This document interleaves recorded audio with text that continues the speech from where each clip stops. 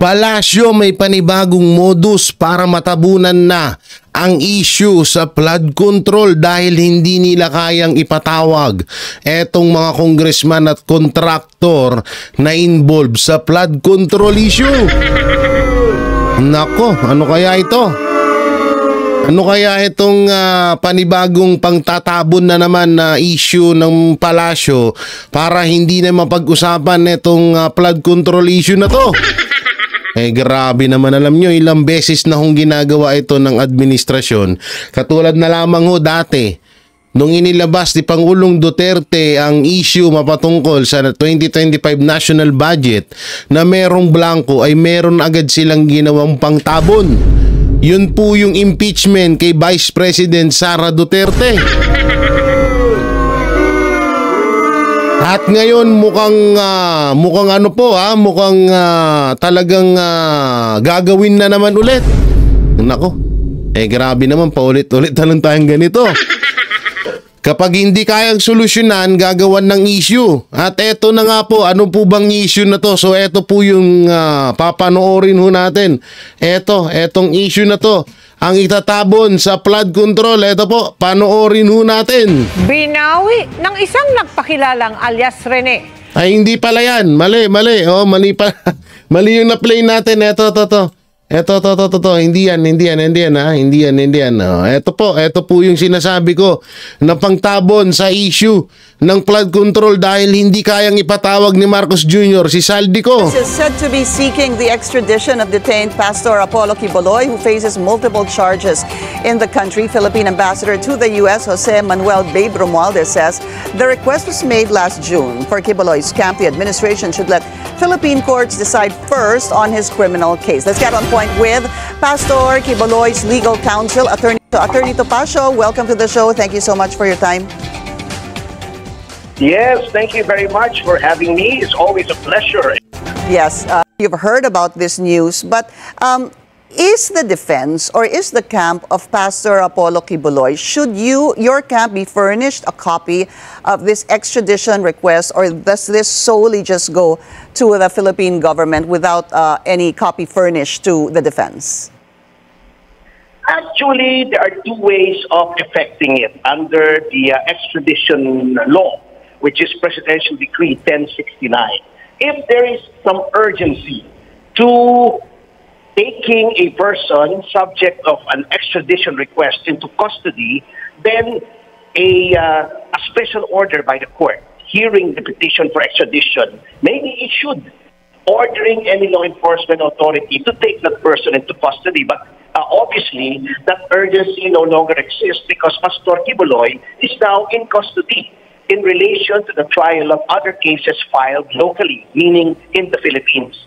So we will now have to resort to the second mode, which is a summary hearing before the proper regional trial court filed by the chief state prosecutor or any officer designated by the Department of Justice to file a petition for extradition, in which case we are furnished a copy of the petition and allowed to elucidate on our opposition, if any, to that request for extradition. I see. So there is such a thing that there's supposed to be a hearing regarding this extradition request by the state prosecutor assigned by the Department of Justice, by which the defense should be able to give their manifestations or pleadings.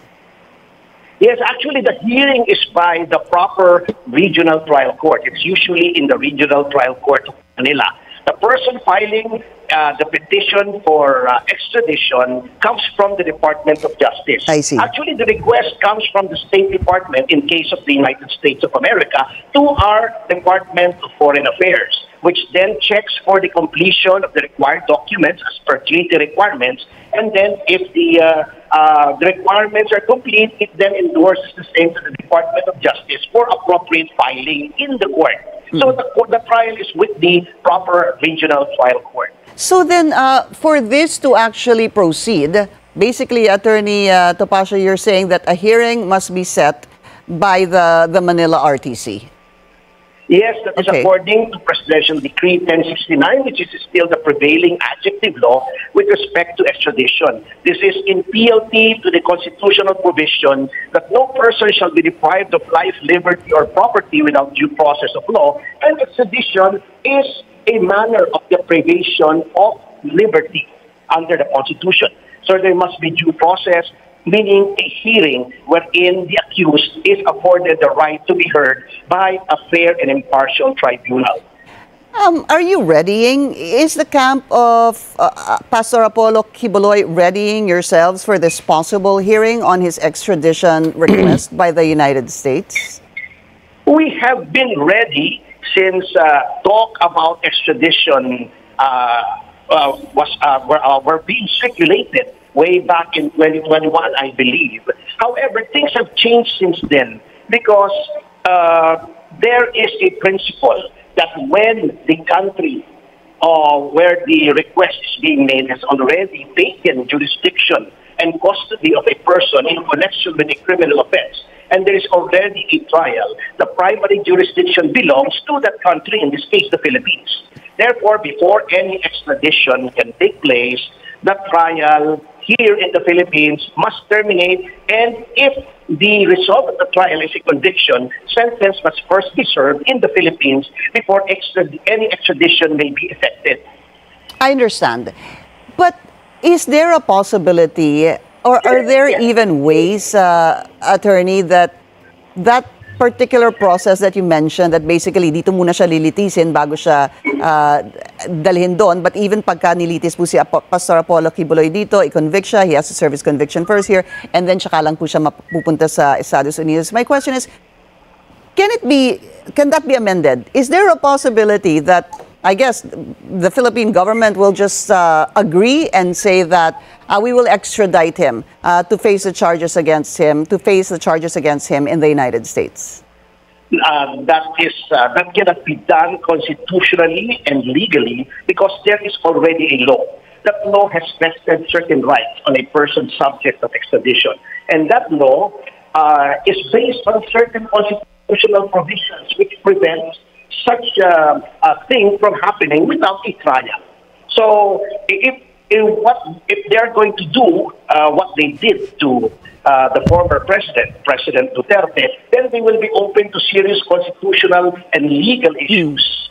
Because extradition goes into the very heart of a nation's sovereignty. When you extradite someone, you are basically saying that you prefer the criminal jurisdiction of a foreign power over your own jurisdiction, and that is a great derogation of our sovereignty as a nation.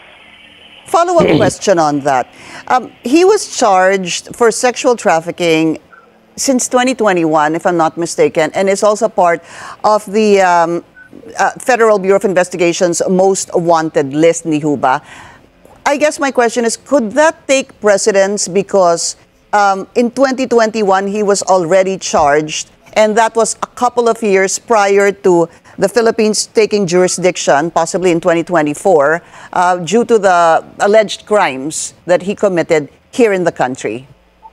It is not supposed to take primacy because in this case, the prevailing doctrine is primus tempore, posterior jure, first in time and stronger in right. Since the courts of the Philippines have taken jurisdiction first, before jurisdiction was acquired over him, as in fact, the courts in California have not even gotten jurisdiction over his person up to now, then our courts should definitely take primacy. And I think there were pronouncements made to that effect last year, both by our Foreign Affairs Department and the Department of Justice. All right. Attorney Ferdinand Topacio, sir, pleasure to speak to you. Maraming salamat po sa inyong oras. So, ayan nga, no? Ayan yung interview kay Attorney Topacio.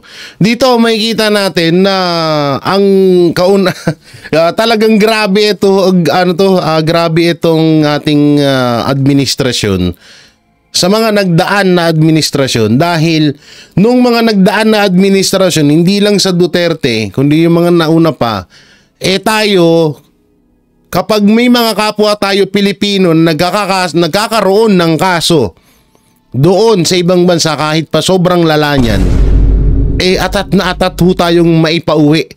At talagang yun naman talaga dapat na madala.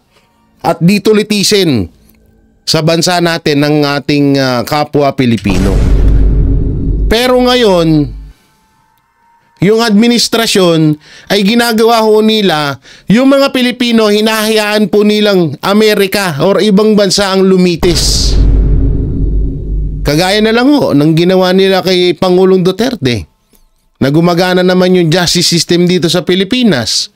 Pero ang ginawa nila, inilipad nila sa dahig. At ang ICC po ang hinayaan nilang mag-imbestiga mapatungkol sa AJK, di ba? Sa nangyaring war on drug ni Pangulong Duterte. Ngayon, ito gagawin na naman nila ulit. So bakit nila ho gagawin nila ulit? Bakit ho nila ulit gagawin to? Dahil ito na naman ang napag-isipan or napagplanuhan ng Administrasyon Marcos na pangtabon sa flood control issue. Obvious naman. O baka sabihin ng iba dyan, wala pa naman sinasabi yung itinanggi na naman yan ni Remulla. Alam nyo, hindi awag na ho tayong doon. Umasa ho na may katotohanan ng sasabihin nun. Dahil dati sinabi rin nila na hindi nila papapasukin ang ICC sa Pilipinas. Hindi panghihimasukan ng Amerika ang batas ng Pilipinas, pero ano nangyari? 'Di ba? Asan na si Pangulong Duterte? Nasa dahig na. So ngayon gagawin na naman nila ulit. Ang pinaka ang pinakakatanungan dito, ngayon, 'di ba? Alam naman natin, eto nga, ipapakita ko sa inyo yung video. Alam naman ho natin na talagang wala pa ho or hindi pa na masasabing ginawa ni Pastor etong kasalanan na ibinibintang sa kanya. Unang-una ho, may bumaliktad na witness. Eto, babalikan lang natin. Panoorin ho natin to. Binawi ng isang nagpakilalang alias Rene ang mga aligasyon laban kay Pastor Apollo Kibuloy at pagdawit sa magamang Rodrigo at Sara Duterte. Binayaran lang umano siya ng 1 milyong piso ni Senadora Risa Hontiveros. O yan ang linaw ho, no?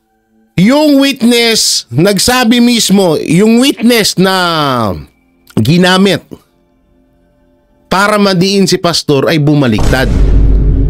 At etong witness na to, sinabi niya na walang katotohanan yung mga unang statement niya laban kay Pastor Apollo Kibuloy. So ngayon, kung ganun naman pala, sa totoo nga lang, dapat dismiss tong kaso na to Dapat malaya na etong si Pastor. Dahil dito pa lang napakalinaw po na pagbaliktad ng isang witness. So ibig sabihin, kung may isang witness na bumaliktad dyan sa kasong yan, ibig sabihin maaaring yung ibang mga witness ay talagang pawang kasinungalingan lang ang mga pinagsasabi nila. Pero ang masakit pa dito, pinagpaplanuhan pa na dalhin sa Amerika etong si Pastor. Na pwede naman siya dito lang sa Pilipinas. Ang masama dito, baka hindi na ho ito makabalik kapag sa oras po na dalhin ito, pag pumayag po ang Administrasyon Marcos na dalhin si Pastor sa ibang bansa, baka hindi na ho makauwi dito yan ng buhay. Yan po yung inaalala dyan. Ang tindi, no? Alam nyo, sobrang gulo na ho ng pamamalakad ng Administrasyon Marcos. Na samantalang dati tayo, kahit gaanong katinding kaso ang ginawa ng kapwa Pilipino natin, doon sa ibang bansa, pilit ho natin kinukuha at dito nililitis sa bansa natin. Pero ngayon, ultimong Administrasyong Marcos na ang nagbibigay sa mga Amerikano or sa ibang bansa para doon sa bansa nila litisin ang kapwa natin Pilipino. Sige, ganito. Halimbawa, baka sabihin nyo, sobrang ano naman ako, ganito. Halimbawa, totoo. Totoo nga, lahat ng ang binibintang kay Pastor. May justice system tayo sa bansa natin. May korte tayo. Gumagana naman. Bakit ayaw hayaan ng Administrasyong Marcos na korte ang magdesisyon ng batas natin ang magparusa kay pastor? Bakit kailangan pa ibang bansa? Bakit pa kailangan ng Amerika? Isang malaking katarantaduhan ho yan. At ito yung isang ebidensya na hindi karapat-dapat itong si pastor na dalhin sa Amerika dahil may bumaliktad na witness. Ulitin natin. Binawi ng isang nagpakilalang alias Rene ang mga aligasyon laban kay Pastor Apollo Kibuloy at pagdawit sa magamang Rodrigo at Sara Duterte. Binayaran lang umano siya ng 1 milyon Yan linaw ni Senadora Risa Hontiveros. Tinawag naman itong kasinungalingan ng Senadora. Nakatutok si Sandra Aguinaldo. Pebrero noong nakaraang taon nang iharap ni Senadora Risa Hontiveros sa pagdinig ng Senado ukol sa mga umunoy pang-aabuso sa mga miyembro ng Kingdom of Jesus Christ ang isang lalaking nakatakip ang muka at pinakilala bilang si alias Rene. Si alias Rene ay hardinero raw sa Glory Mountain property ni Pastor Apollo Kibuloy sa Davao City na nakaranas daw ng ito yung mga unang statement ni alias Rene. Nanakit sa kamay mismo ni Kibuloy at sexual na pang-aabuso sa ibang miyembro ng KOJC. Pero isa sa pasabog na pahayag noon ni alias Rene ang nasaksihan raw niya nang dumalo umuno kay Kibuloy sina dating Pangulong Rodrigo Duterte at noy Davao City Mayor Sara Duterte. Minsan po pumupunta din po doon si former President Rodrigo Duterte at former Mayor, Davao Mayor Sara Duterte. May paiyak-iyak pa siya dito. At pag umaalis na po sila doon sa Glory Mountain, dala na po nila yung mga kabado ba? Siya pong bag na nilalagyan po ng mga baril. Nakita mo ng sarili mong mata na inilabas ang laman ng mga bag at ang lamang ito ay mga baril na iba't ibang klase. Yes po, Madam Chair.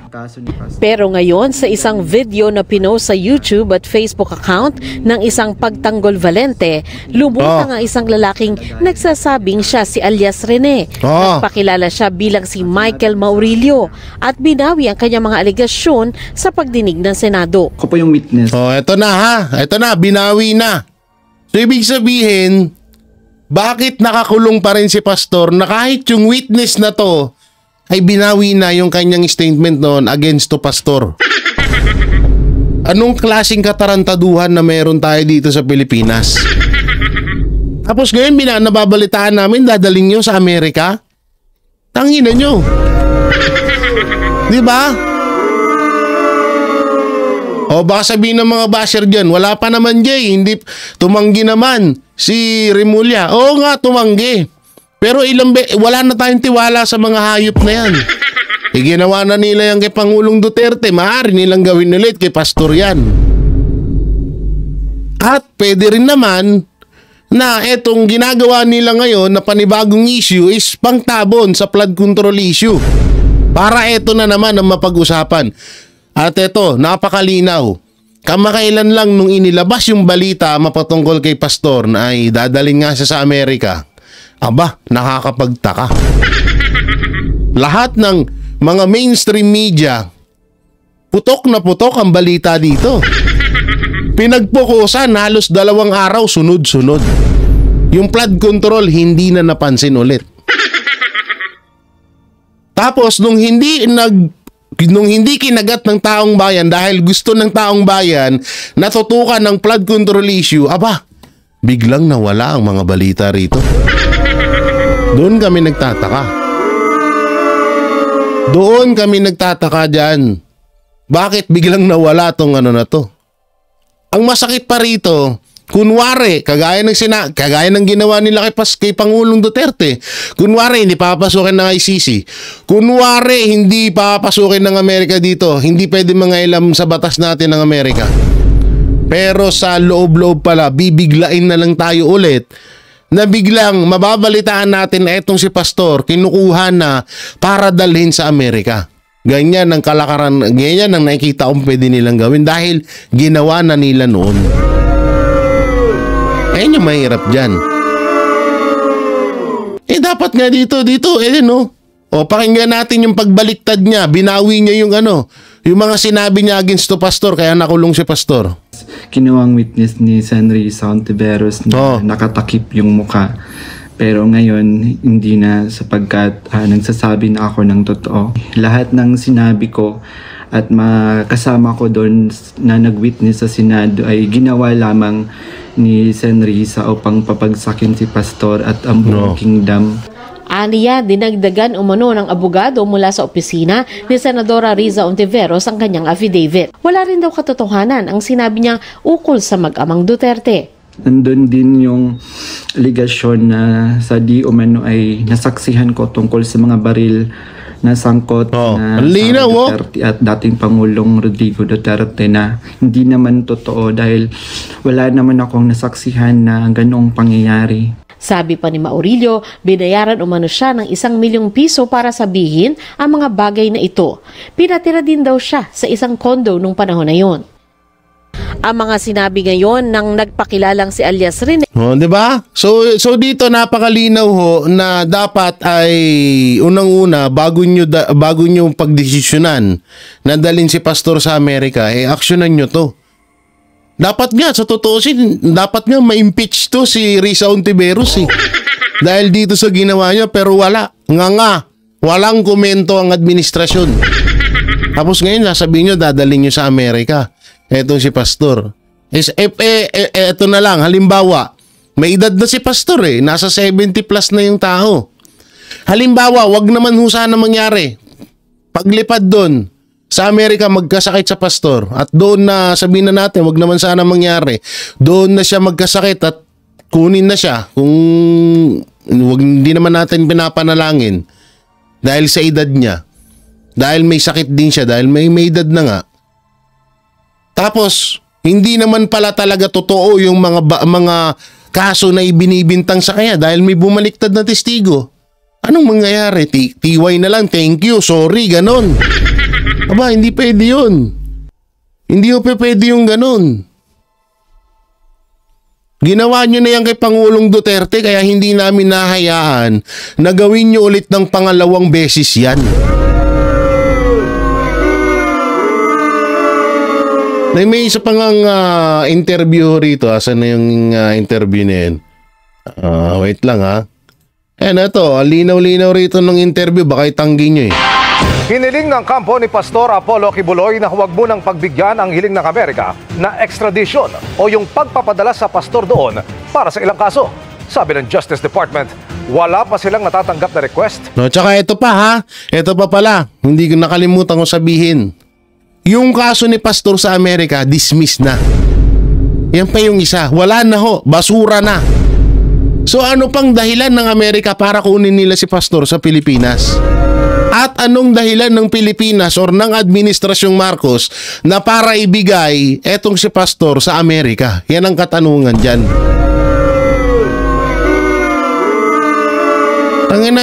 Talagang ito ay isang malaking palabas na naman ng Administrasyong Marcos para matabunan ang flood control issue. Dahil hindi nila kayang ipatawag si Saldico. Hindi nila kayang ipatawag si Romualdez. Hindi nila kayang panagutin si Saldico at si Romualdez. So bakit ba kasali sila? Ayon kay Vice President Sara Duterte, silang dalawa lamang ang may hawak ng budget ng Pilipinas. So ngayon na nagkakagulo sa 2025 budget flood control, isa sila dapat sa mga managot nito. Diba? Pero anong nangyayari? Wala. Hanggang ngayon nga tayo. Asan si Marcos? Nandun. Sa iba't ibang distrito, tinuturo-turo yung mga pinapamukha pa sa atin na palpak ang administrasyon niya. Ay, totoo. Reltukan tayo. Anong ginagawa ni Marcos ngayon? Andun. Sa mga iba't ibang lugar. Dinuduro-duro lahat ng mga sirang mga flood control. Sasabihin, magpapa-interview siya. Kinukwento niya kung paano nasira yung flood control na alam naman na natin kung ano yun. Ang masaklap pa dito, wala tayong naaasahan na gagawin nila para kung paano nila panagutin yung involved dyan sa flood control issue na yan. Tapos ngayon may bago kayong pakulo para sakyan ng tao para hindi na naman mapansin ang flood control issue na yan. Dahil nararamdaman nyo talaga na hindi nyo kayang lutasan or hindi kayang lutasin ng Administrasyong Marcos kung paano mapanagot yung mga kontraktor, mga congressman, at dito sa DPWH kung paano nila mapanagot dito sa issue ng flood control. Ngayon gagawin yung sangkalan si Pastor Siraulo. Na base sa regular na proseso ay daraan muna sa DFA. Nakatutok si Salima Refran. Matapos kumpirmahin ng Philippine Ambassador to the United States, Jose Manuel Romualdez, ang extradition request ng Amerika para kay Pastor Apollo Kibuloy, hiniling ng kanyang kampo na huwag muna itong pagbigyan.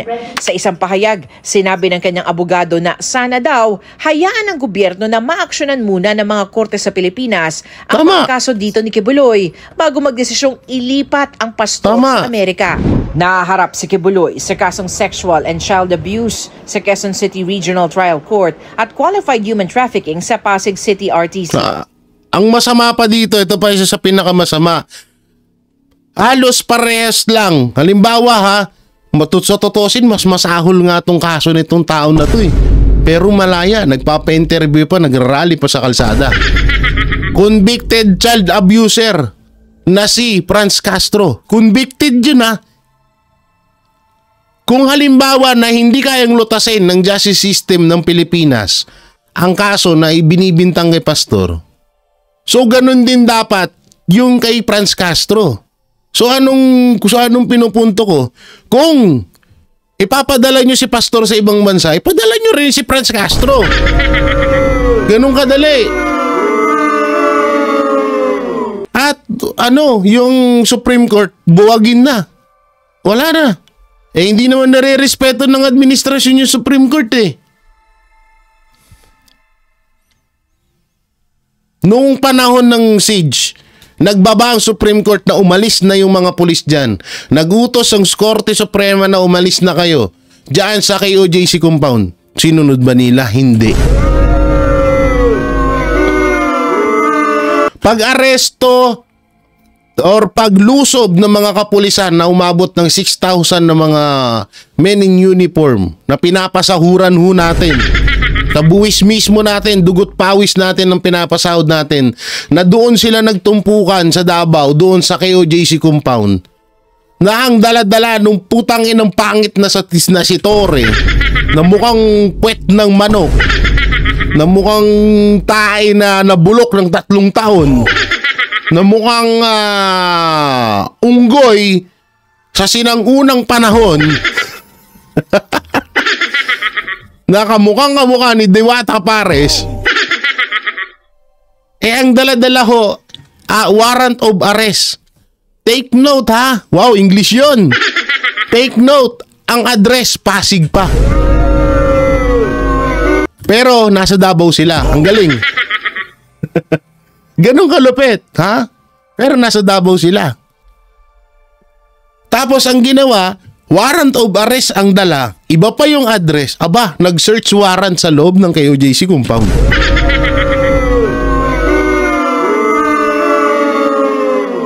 Ganun kalupit. O, napanagot ba si Torre? Hindi. Na-promote pa nga eh. General PNP chief na ngayon eh. Dahil lamang sa utos, dahil lamang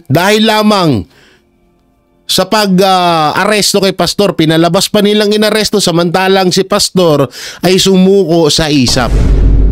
Diba? So ngayon, pinagpaplanuhan nyo, dadaling nyo yung tao sa ibang bansa. Tarantado ba kayo? Kupal ba kayo?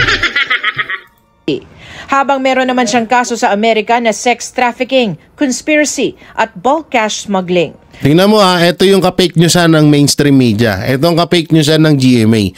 Sana bago nila sabihin na may kaso si Pastor sa Amerika, dapat alamin nila kung yun ba ay buhay pa or dismiss na. I-dismiss na ho yun eh. Dismiss na po yung kaso kay Pastor eh. Tapos binabalita nyo may kaso sa ibang bansa. Anong klaseng katarantaduhan yan? Search natin ha. Oo. Pastor Kibuloy, dismiss ang kaso sa Amerika. Oh. Ito ha. Oh. Asan na yun? Asan na yan? Mukhang binuran na rin Binuran na ba? Binuran na.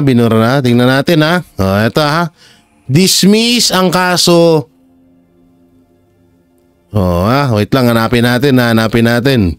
Tangin na kasi kailangan nyo lagi ng ebidensya. Kailangan nyo lagi ng ebidensya na na-dismiss na yung kaso ni Pastor sa Amerika. Tapos ngayon gusto nyong dalhin. Eto. Ha?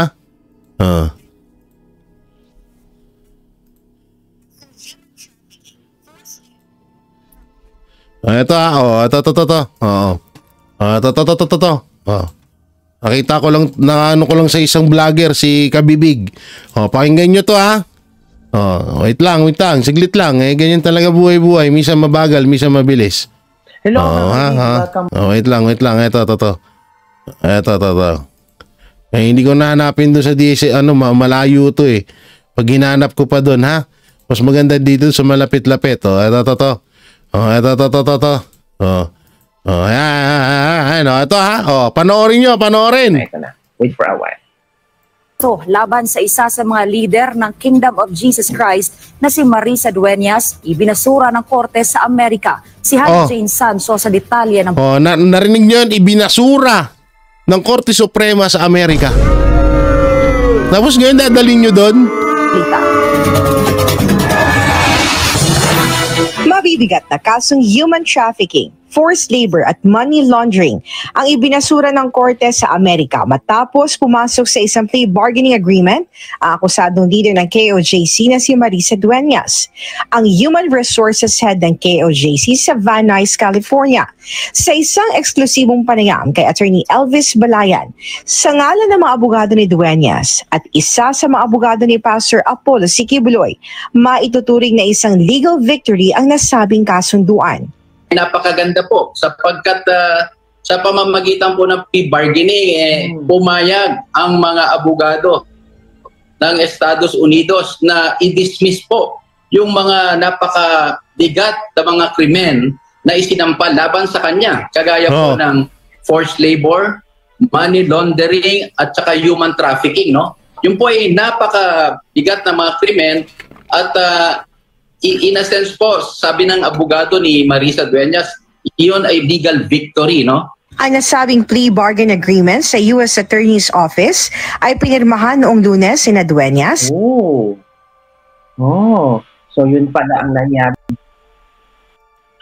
Pinasok ni Marisa na part po ng proseso ng Kingdom of Jesus Christ na wala siyang kaalam-alam na ito pala ay punishable po sa batas ng Amerika. But of course, dahil nga ito ay punishable or pinaparusahan sa Amerika, being krimen, umamin po siya sa yung krimen, no? Ani Balayan, iba kasi ang konsepto ng kasal sa loob ng KOJC at sa batas ng Amerika. At binigyang diin na walang intensyong manloko si Dueñas, kundi upang magpatuloy lang ang gawain ng simbahan na nakatuon sa pagpapalaganap ng salita ng Diyos at pagtulong sa kapwa.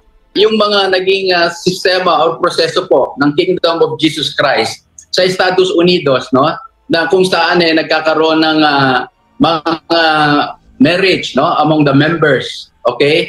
Tapos meron silang special procedure to undergo that, no, under the guidance of the Kingdom of Jesus Christ. Yun po ay sinunod lamang ni Marisa Dueñas. Kaya sa kasawian palad po, ang ayon sa batas po ng Estados Unidos, ito ay violation ng kanilang mga batas. Kung kaya si Marisa naman, no, out of realizing that, sa kanyang tinatanggap yon. Pero antimano po, no, at the very outset, wala po siyang intention na mag-commit ng fraud. Yan ang tinatawag nila. Bagkus, gusto lamang niya sumunod sa mga turo at alituntunin at proseso po ng Kingdom of Jesus Christ. Samantala, nilinaw din ni Balayan na hindi totoo ang mga kumakalat na balita na tumalikod na si Dueñas sa KOJC. Bagkus, nananatili itong matapat sa simbahan at kay Pastor Apollo Sikibuloy. Pinaka-importante, Ina, no, na gusto namin bigyang linaw. Si Marisa Dueñas po ay hindi tumitiwalag or lumalaban sa sino man sa Kingdom of Jesus Christ sa kanyang enter ng plea bargaining, no?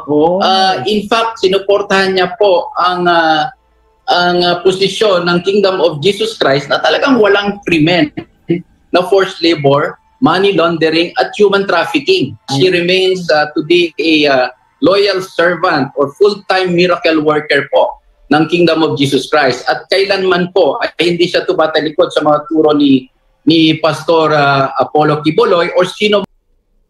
No, ito pa yung isa, panoorin natin, no. Yan ang hinala ng kampo ni Pastor Apollo Quiboloy sa ginawang paglabas ng FBI ng wanted poster laban sa kanya nitong weekend. Pero sa kabila ng pagiging wanted niya sa Amerika, hanggang lookout bulletin daw muna ang kanyang o kayang ilabas ng DOJ. Magbabalita si Camille Samonte. Mabilis nag-viral ang wanted poster ng spiritual advisor ni Pangulong Duterte at founder ng Kingdom of Jesus Christ na si Pastor Apollo Quiboloy. Lumabas kasi sa investigasyon nila na sangkot umano si Quiboloy sa isang labor trafficking scheme. Pinapadala raw sa Amerika ang ilang miyembro ng simbahan niya gamit ang peking US visa. Nangongolekta rin daw sila ng donasyon para sa peking charity na ginagastos ng simbahan at ng maluluhong mga leader. Tangan na yaman-yaman ng KOJC, hingi pa ng ganun. Mag-recruit daw ni Quiboloy ng mga babae para makipagtalik sa kanya. Bukod sa pastor, kasama rin sa most wanted list ng FBI ang dinamay pa nila, no? Kingdom of Jesus Christ na sina Helen Panilag at Teresita Dandan. Pakinggan nyo itong sasabihin ni Atty. Topacio. Sabi naman ng kampo ng pastor, paninira lang ito lahat. Napakadali pong kumuha ng indictment sa Amerika. Lalong-lalo na kung ang source mo ay mga polluted sources. These are former members of the kingdom who have absconded either with funds or may nilabag po silang mga patakaran ng kingdom either sa morality or ethics or other inappropriate behavior. Sila po ay pinaiimbestigahan. Nagtago po sila. Natakot sila, nag-ibang bansa sila at ngayon po ay ginagawa po ang lahat upang gibain po si Pastor Quiboloy. Kinwestiyon din ni Atty. Topacio ang timing ng paglabas ng FBI Most Wanted poster. Bukod kasi sa close sila ng Pangulo na hindi raw boto ng US, inendoso pa niya ang BBM Sara tandem kamakailan. Well, indirectly, it is undermining the candidacy of Sara Duterte. Indirectly, it may be undermining the Yan pa yung isang dahilan. Bongbong Marcos or whichever candidate the United States does not want to win in this country. Yan naman, Bongbong Marcos, yung video na inendorso ka ni Pastor. Tapos ngayon, pumapayag ka na dadalhin si Pastor sa Amerika na samantalang okay naman yung justice system ng Pilipinas. Kapal mo. Tsaka ito, totoo naman itong sinabi dito ni Atty. Topacio na kung bakit ba patuloy pa rin na ginigipit si Pastor Apollo Quiboloy dahil nga sa malapit siya sa mga Duterte. Hindi naman natin sinusumbat yun at hindi rin sinusumbat ng kampo ni Pastor yun. Kaso nga lang, sa panahon mo ngayon, wala na hong ibang masilip etong administrasyong Marcos sa mga Duterte. Kaya ang ginawa nila, nakitaan nila na kahit na baka pwedeng pangtabon itong si Pastor sa issue ng flood control. Kasi alam nila kapag si Pastor ang inilabas nila mapag-uusapan.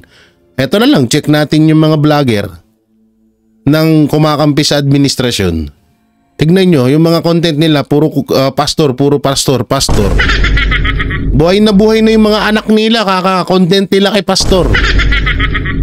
Ultimong utot ng dumi ng anak nila, Pastor na yung lumalabas. Sa kaka-content nila kay Pastor, araw-araw.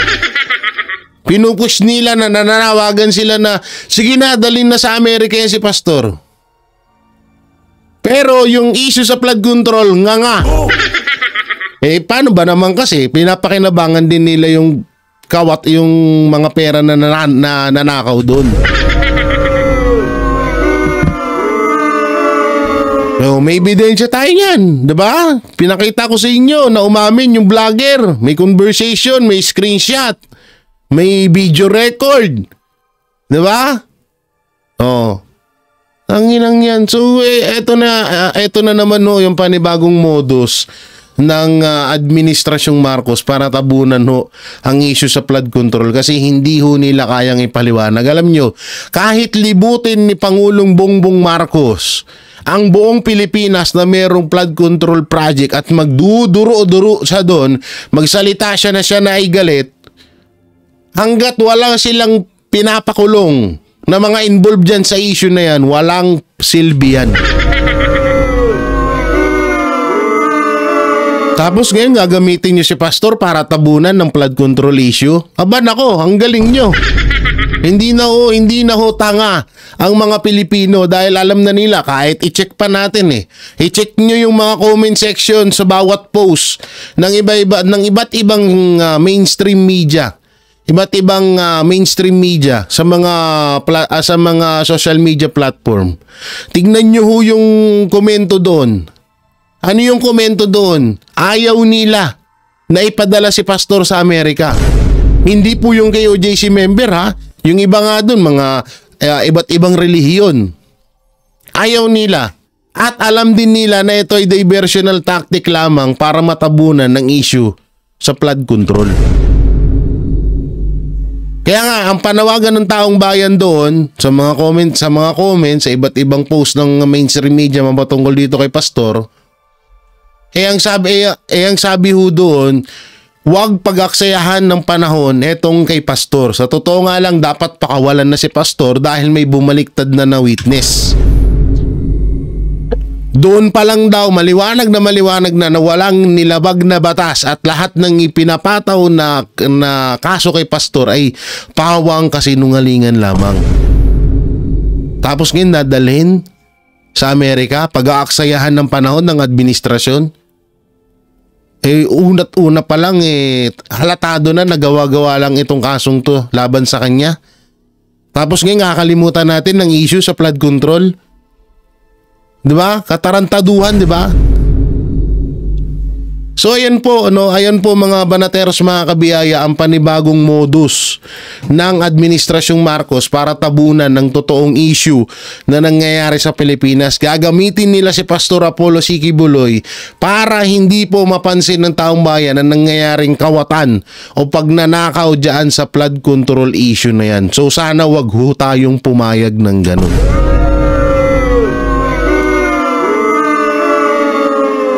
So yun na mga banateros, ang dami na pong mga issue na dapat ipaliwanag sa atin ng Administrasyong Marcos. Hindi lang ho sa flood control issue, marami, sobrang dami. Pero hanggang ngayon wala silang maipakitang ebidensya at walang nananagot sa mga isyung nangyari at nakawan dyan sa pera ng taong bayan. So ngayon gagawin nila ngayon kay Pastor naman. So wag ho tayong papayag ng ganun. At hindi ho nating kakalimutan ng mga issue. At wag ho tayong magpalinlang sa mga binaplano ng Administrasyong Marcos na tabunan ng dapat na issue na kaharapin nila at ipaliwanag nila sa sambayan ng Pilipino. So yung mga banateros, anong maiko-komento nyo dito sa video na to? Alam ko po matagal na ho ito, mga 4 days to 3 days na po itong balita. Pero ngayon ko lang po ginawan ng reaction dahil mas nag-focus po tayo sa flood control issue. At dito nga napakaliwanag ko na ito ay diversional tactic lamang para tabunan ang issue sa flood control. So ano pong may kukomento nyo? I-comment nyo lang po dyan sa baba at ating babasahin po yan. Karapat dapat po bang idalhin sa Amerika si Pastor? At karapat dapat po bang mas unahin etong paninira laban kay Pastor kaysa pagpukusan ng Administrasyong Marcos ang issue sa flood control? Comment nyo lang po dyan, natin babasahin. At syempre, don't forget to like, share, comment, and subscribe sa ating YouTube channel. Paipindot na lang din po yung bell button para lagi kayong updated sa ating mga video araw-araw. So maraming salamat. Ingat po kayo palagi. God bless and peace, and bye-bye. Yan ang banatero, walang inuurungan. Pag tama palakpakan, pag mali ay babanatan. Yan ang banateros, boses ng ordinaryong Pilipino. Banateros ay walang makakaawan, walang inuurungan. Banateros ay tinutulungan.